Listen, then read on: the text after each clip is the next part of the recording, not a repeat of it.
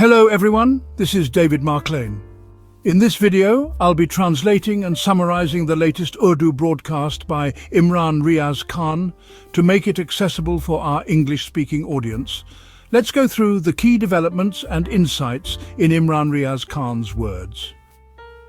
Before I move on to the big news from Pakistan, I want to share a remarkable story with you.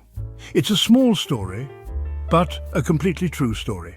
When this incident happened, it spread across the world.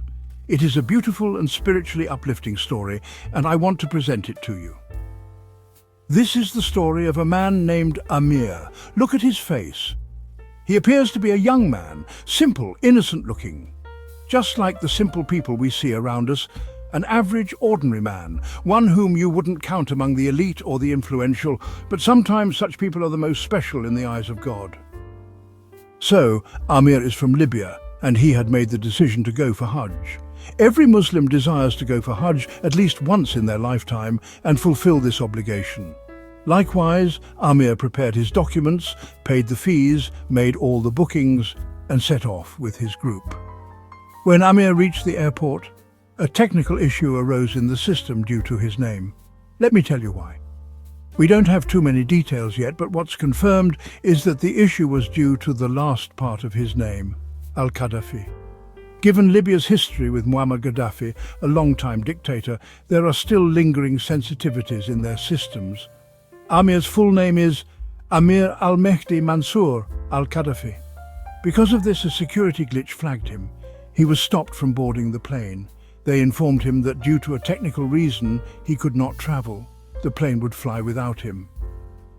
At this point, Amer said something very moving. He said, "I won't return. I'll only go from here for Hajj." He sat down and refused to leave. Just a simple man. But perhaps his intention was so pure that God heard him. What happened next was astonishing. The plane took off, but developed a technical fault and had to return. Passengers weren't allowed to disembark, nor were new ones allowed to board. Some maintenance checks were done and the plane took off again. But again, after some time in the air, it developed another technical issue and returned once more to Libya.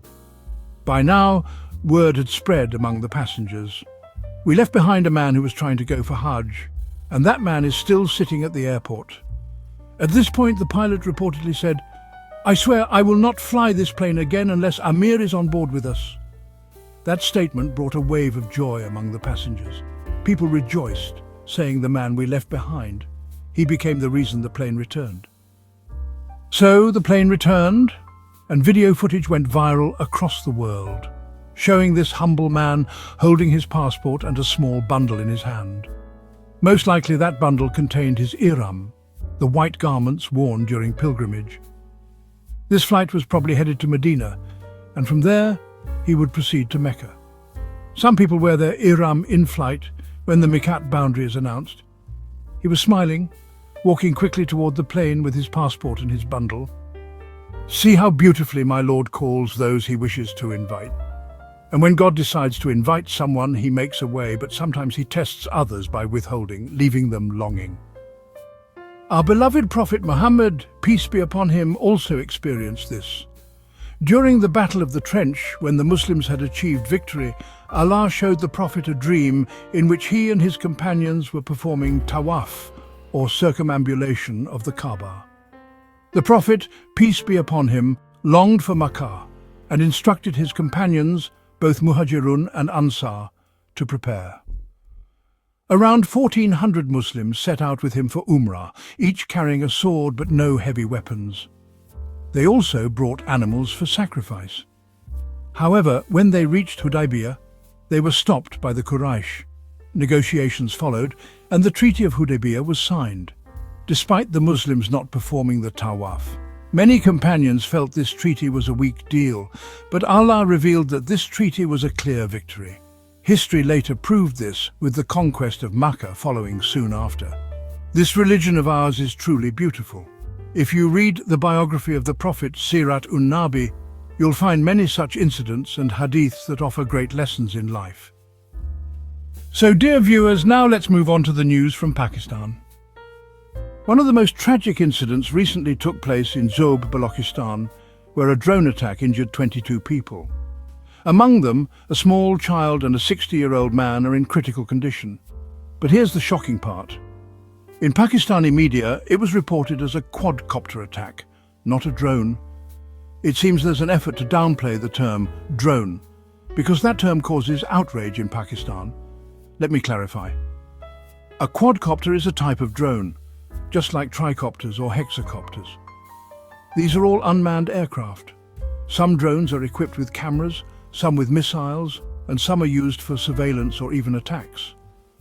This attack in Zob reportedly happened when young men were playing volleyball. The drone fired upon them, causing fear and chaos.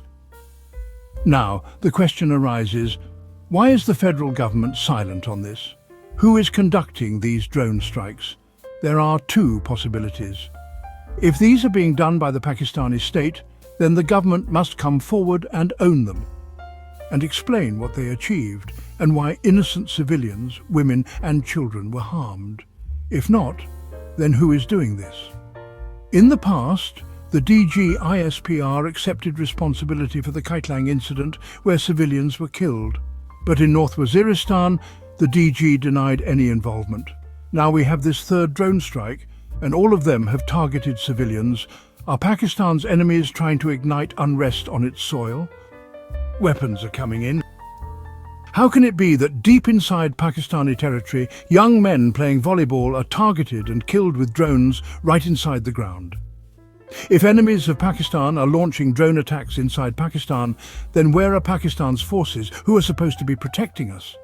They were appointed for this job. If drones can come tomorrow to Lahore, Rawalpindi, Gujranwala, then what security is this? The lives of my brothers in Waziristan are just as precious as those in Lahore. All our lives are equally valuable. If there's an attack in Waziristan, that too is Pakistan.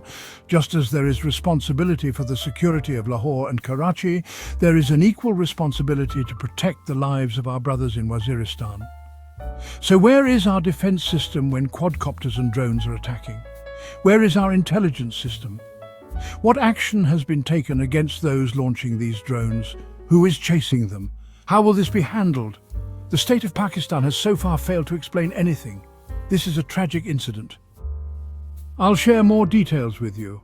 Just a day ago, protests were held against drone strikes by Pakistan Tehreek-e-Insaf and locals in Waziristan.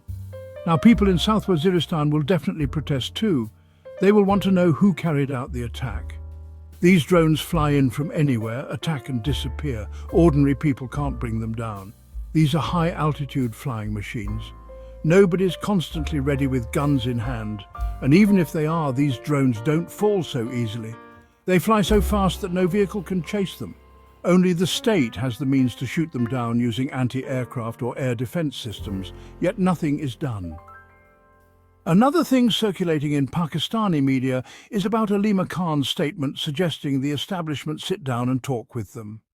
The media is portraying it as if Aleema or Imran Khan are now begging for a deal.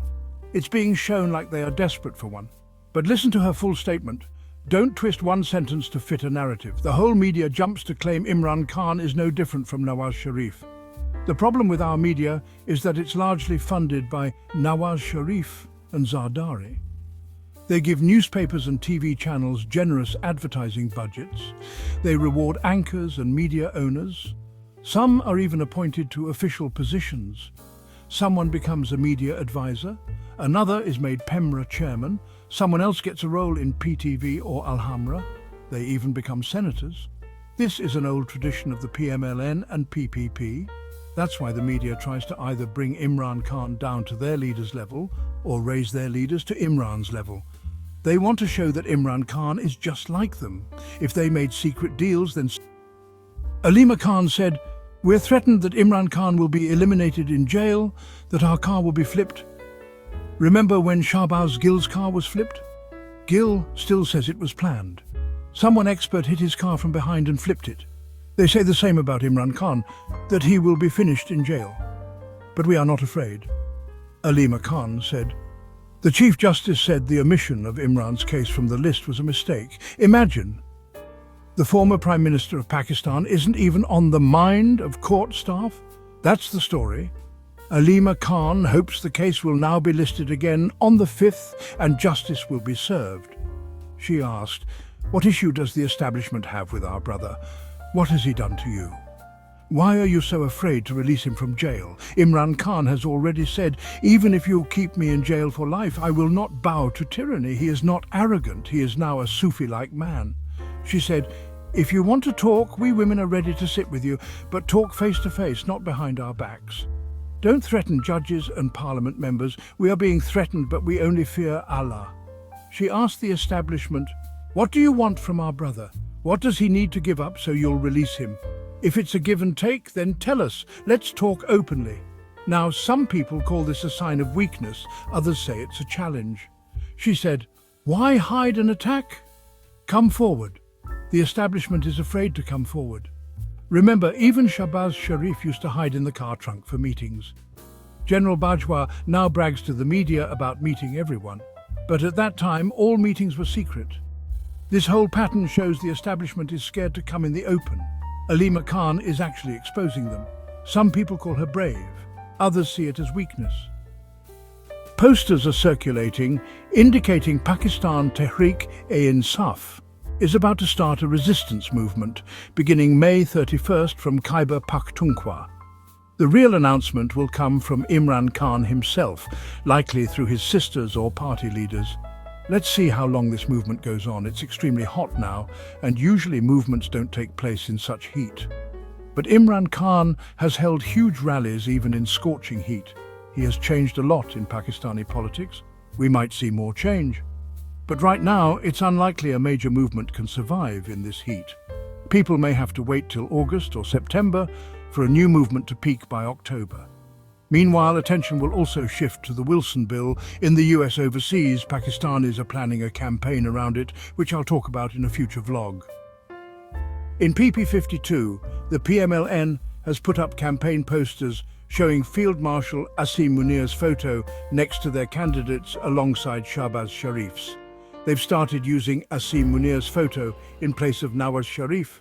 Surprisingly, the army has no objection to this, even though they say they have no political role. A political party is using the army chief's image in a provincial assembly election campaign, similar to how it happened under Pervez Musharraf, and even then it was controversial.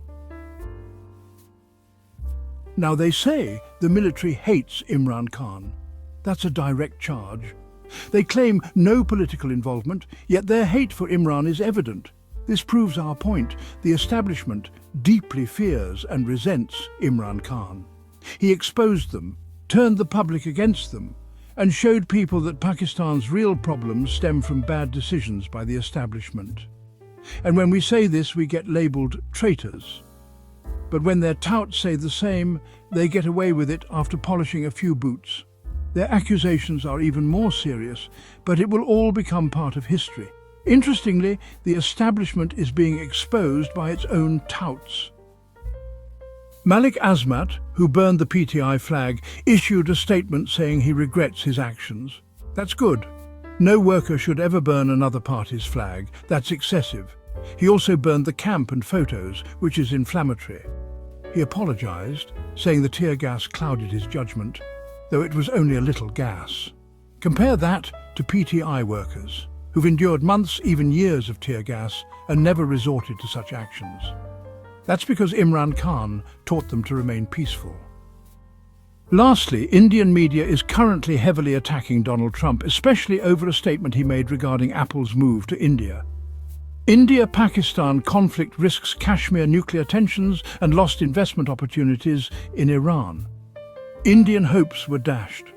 Their media and social media are going after Trump. This situation could benefit Pakistan if it knows how to take.